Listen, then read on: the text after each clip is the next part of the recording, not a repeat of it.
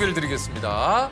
헤어질 결심을 한 부부들을 위해 이혼 주례를 서는 이혼 전문 판사 정현숙 판사님이십니다. 아유, 안녕하세요. 반갑습니다. 안녕하세요. 반갑습니다. 소개를 좀 해주시죠.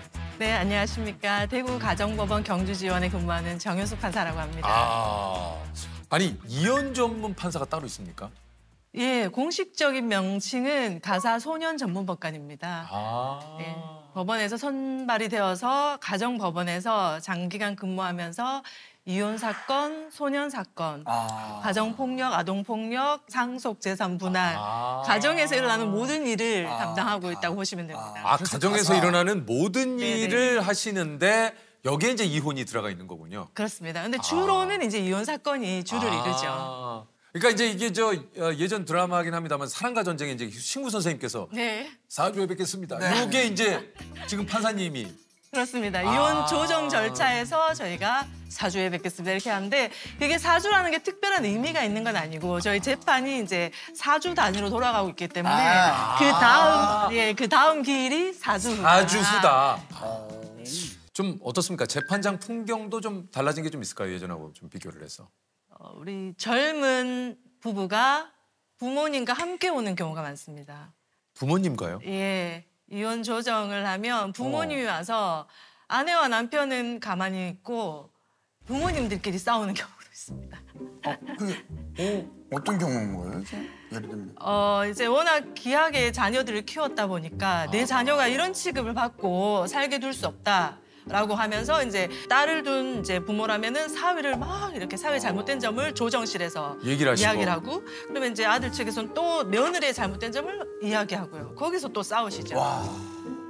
그래서 제가 어떨 때는 이제 부모님 모시고 오지 마세요. 이렇게 말할 때도 있습니다. 예, 당사자들만 제발 나올 수 있도록 변호사님 부탁드립니다. 이렇게 말씀을 드리고 어떤 사건들은 저 부모님들이 아니었으면은 이 젊은 부부는 이 아무것도 아닌 이 갈등을 잘 극복하면서 살았을 텐데 그럴 수도 있을 것 같아요. 저 부모님들 때문에 이혼하는구나 해서 너무 가슴 아픈 사건들도 있죠. 이게 그 지난달 통계청 발표에 따르면요. 2024년 이혼 건수가 28년 만에 최저치를 기록을 했는데 이게 그 젊은 신혼부부의 이혼율이 줄었다. 이게 맞습니까? 통계상으로는 그렇게 나올 수가 있는데요. 요즘 혼인신고를 하지 않고 사는 신혼부부들이 많습니다. 그래서 저희 법정에서는 사실혼 해제로 인한 위자료와 재산 분할 사건이 늘고 있어요. 그것은 결혼을 했음에도 불구하고 혼인신고를 하지 않은 경우를 저희가 사실혼이라고 부르는데요. 사실혼도 이제 이혼처럼 헤어질 때는 위자료와 재산 분할을 똑같이 할 수 있습니다. 그래서 사실혼 사건이 상당히 많이 늘어났습니다. 이게 일주일이면 한 몇 건 정도의 이 판결을 좀 하십니까? 이혼 소송 같은 경우에는 하루에 50건 정도를 진행을 하고요. 하루에 50건이요? 하루에요? 네, 협의혼은 하루에 130건 정도를 확인을 합니다. 협의혼은 하루에 130건? 예.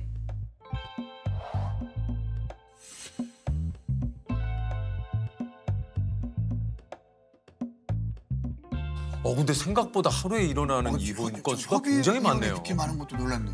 네, 저희가 사건이 워낙 많다 보니까 한 기일에 저 같은 경우는 10분 단위로 3건을 진행을 하거든요. 그러면 이제 산술적으로 보면 한 건에 3분이죠. 그러네요. 네, 저도 처음에 가정법원에 와서 이렇게 이혼을 많이 하면 그러니까요. 가정이 남아나나? 이렇게 생각할 정도로 너무 많더라고요. 판사님께서는 판사로 이제 이렇게 되신 지가 얼마나 되셨습니까? 올해 21년 차. 그러세요? 네. 그리고 이혼 소송은 2017년부터 시작해서 원래 이제 9년 차 횟수로는 이혼 소송을 담당하고 있습니다. 이게 지금까지 총 몇 건인지 혹시 기억을 하실 수 있을까요? 한 5천 건은 넘지 않을까 싶습니다. 제가 그 중에 조금 뭐 떠올리신다면 이렇게 좀 가장 많은 그 이혼 사유는 혹시 뭡니까? 늘 등장하는 사유는 부정행위, 외도 이고요. 너 자그마치 너는 불륜이잖아. 그것도 가게 여직원이라. 외로워서 그랬다, 외로워서.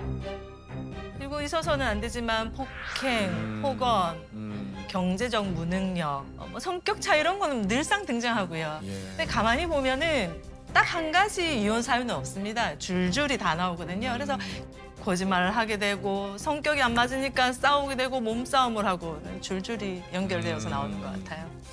그 이혼 재판을 또 하시다 보면 네. 뭐 진짜 상상도 못할 기막힌 뭐 일들이 굉장히 많으시다 그래요. 네. 이게 정말 현실이야라고 생각될 정도로 드라마보다 더 드라마 같은 내용도 많아요. 그렇다면서요. 네. 그런데 이 아내가 약간 남성 편력이 있긴 했어요. 남편한테 들킬 때마다 미안하다 사과를 하고 그래서 남편이 사실은 결혼할 때 조금 고민을 했습니다. 고민을 하다가 아내가 내가 결혼하면 정말 당신만 바라보고 살겠다 이렇게 표현을 해서 너무 사랑했기 때문에 결혼을 했죠.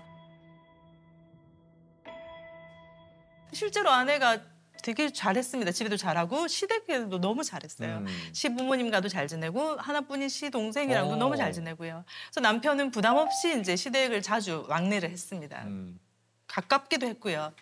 그래서 남편은 이제 편하게 시댁에서 아내가 너무 좋아하고 편안해하니까 본인도 본인 볼 일도 보고 이렇게 했는데 어느 날 이제 시아버지가 방문을 열었더니 자기 작은 아들과 며느리 그 불륜 현장을 목격한 겁니다. 시아버지. 내 남동생과 내 와이프가 예, 불륜을 저지르는 거를 목격을 한 거네요. 시아버지가 남편은 외출 중이었고요. 시아버지가 목격을 한 거죠. 예. 아, 시아버지가. 예. 그러면 그 다음 일은 어떤 일이 벌어질 것 같습니까? 와, 일단은 아니, 상상도 일단은 못할 것 뭐- 같은데 일단은 이게 뭐야라고 아니 이걸 어떻게 해야 돼 이걸? 그런데 이 시아버지가 멈춰라고 해야 되나? 아니 좀 아니, 그러니까 아니 좀 멈춰가 지금 거기 도저히 아니 그러니까 뭔가- 우리가 이게 시아버지가 빨리 정리해라 하고는 문을 닫고 나가시는 거예요. 어? 알고 봤더니 이 며느리는 이미 시아버지와도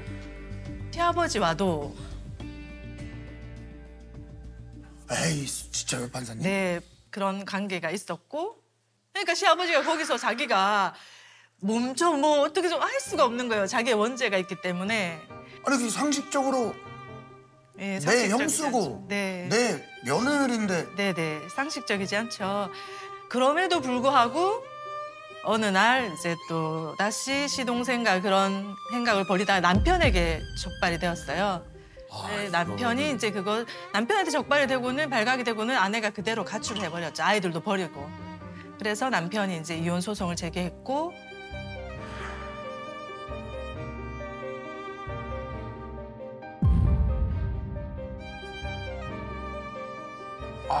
아니 이게 이게 뭐 영화에서도 이게 네. 사실 다루기 힘들 것 같아요. 아니 그러니까요. 네, 네. 대본을 쓰기도 힘들 정도로. 야. 그런 사건이 많습니다. 대본을 쓰기도 힘들 만큼 그런 사건들이 저희 가정법원에 많습니다. 또 한 사건을 말씀을 드리자면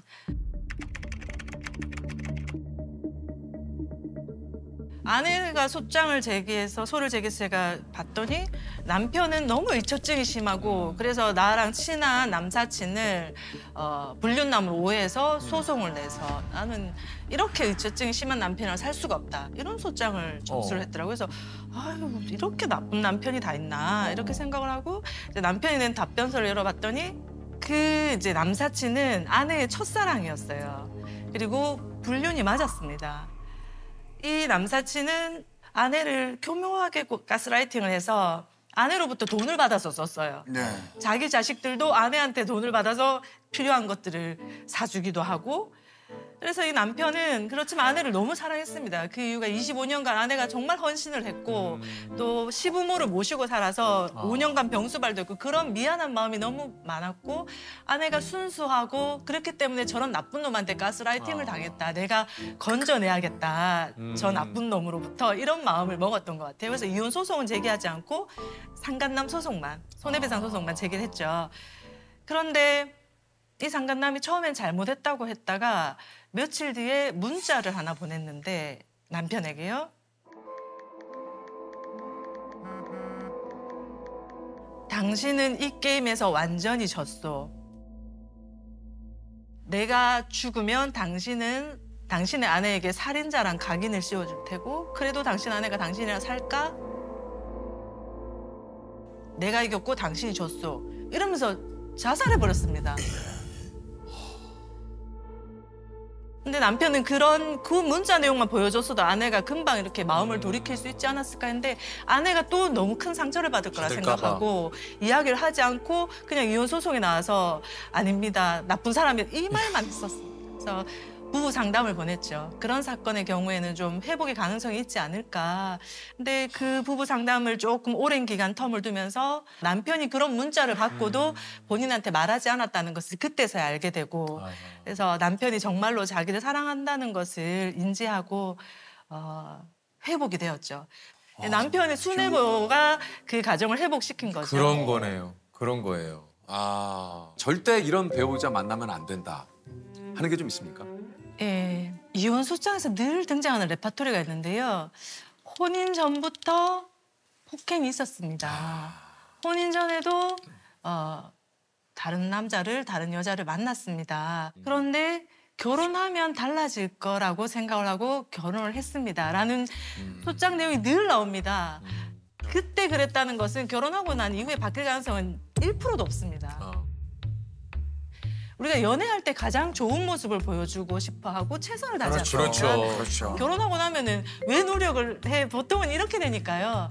그래서 연애할 때 그런 기미가 보인다. 폭행이나 폭언이나 더 나아질 가능성은 없습니다. 그래서 정리를 하셔야죠. 네. 네.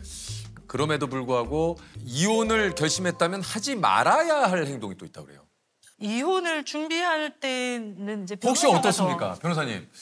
여러 가지가 있겠지만 제일 크게 생각하면 그 감정을 주체를 하지 못하고 굉장히 감정적으로 대응을 하는 경우가 있습니다. 네, 감정적으로 대응하지 말아라. 맞습니다. 이게 소송으로 비화된 것은 대부분 다 자료로 어필을 해야 되는 부분이기 때문에 게임이나 이런 걸로 해서 내가 이겨야 된다라고 해서 여기에 상대방을 흠집내고 그게 감정적으로 이렇게 대응을 하다 보니 자료가 제대로 준비가 안 되는 경우가 있습니다.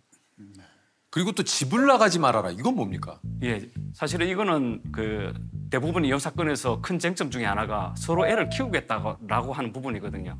심지어 이제 정당하게 애를 키울 수 있는 쪽인데도 불구하고 상대방하고 같이 있는 것이 힘들어서 이제 나가는 경우가 있거든요. 그러면 양육권 문제는 멀어지는 경우가 많습니다. 애들하고 유대 관계가 이제 일방 배우자가 없으니까 이제 굉장히 깊어지는 거죠. 이게 마지막은 이 얘기가 잘한 건데 재산을 불리지 마라? 예, 그거는 아마 재산 분할 때문에 그런 것 같습니다.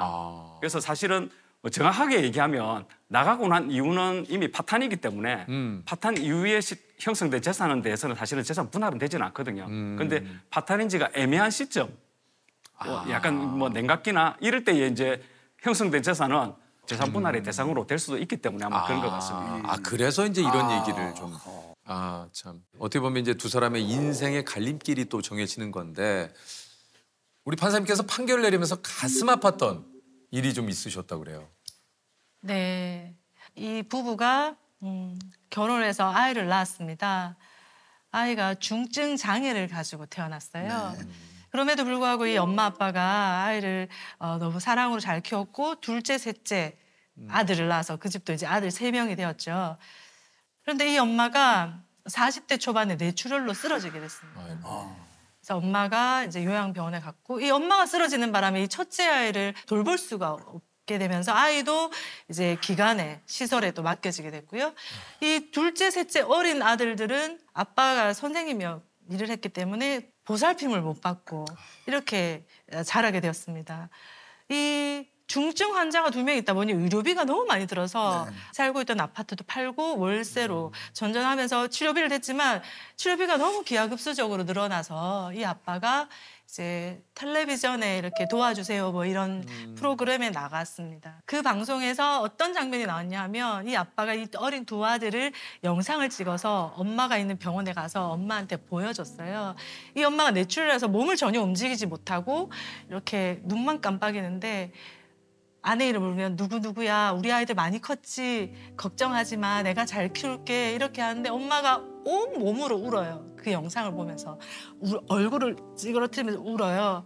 그러면서 걱정하지 마 우리 아들 내가 잘 키울게 누구야 내가 있어 힘내 이런 장면이 나오거든요. 쌓여있던 의료비를 이제 어느 정도 해결을 했는데 그래도 계속적으로 의료비가 쌓이니까요.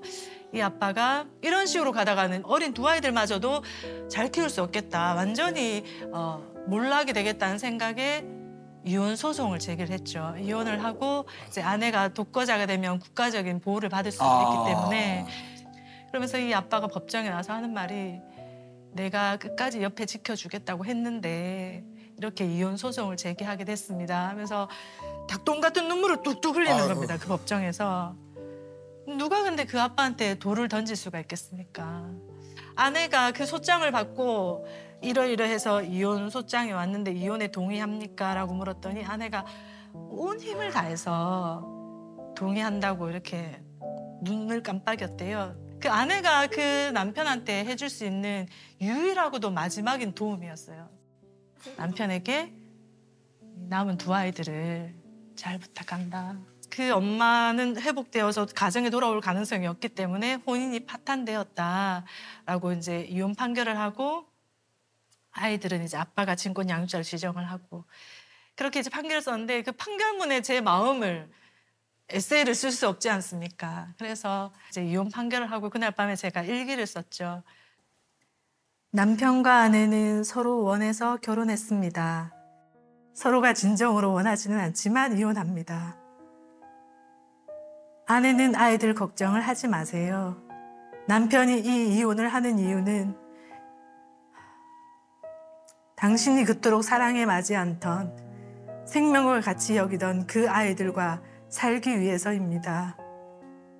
어린 둘째, 셋째를 그는 잘 키워낼 터이니 당신은 당신의 몸에 갇힌 영혼을 애통해하며 눈물 흘리지 마세요. 이제 아내의 손을 놓은 남편이여 당신의 어린 두 아들을 이제 있는 힘껏 안아주십시오. 사후에 알게 된 그 사건을 다 판결하고 난 다음에 알게 됐는데 우연한 기회에 제가 이혼 판결 선고한 그날 첫째 아들이 사망을 했더라고요. 그날 남편은 아내와 큰아들을 다 떠나보내게 됐죠. 그렇게 사랑하기 때문에 헤어지는 사건은 그 사건이 유일무이했습니다. 이혼이 굉장히 또 흔한 시대라고들 하지만 그럼에도 불구하고 이 상처를 받고 또 힘들어하는 분들도 굉장히 또 많습니다. 그런 분들에게 혹시 판사님께서 이렇게 나오신 김에 네. 가장 필요한 말 한마디를 좀 해주신다면요.